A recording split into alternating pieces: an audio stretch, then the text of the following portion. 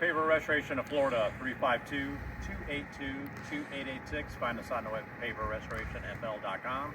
We are in Leesburg, Florida, in the plantation, where someone came through and it looks like they may have used Thompson's water sealer to seal their pavers. As you can see, all the dark and the blotchiness, the brown looking area kind of looks more like a walnut.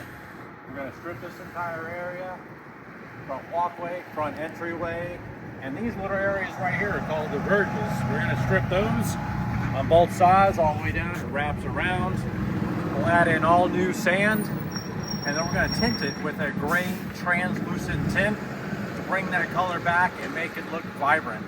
Give us a call, 352-282-2886. Again, find us on the web at paverrestorationfl.com.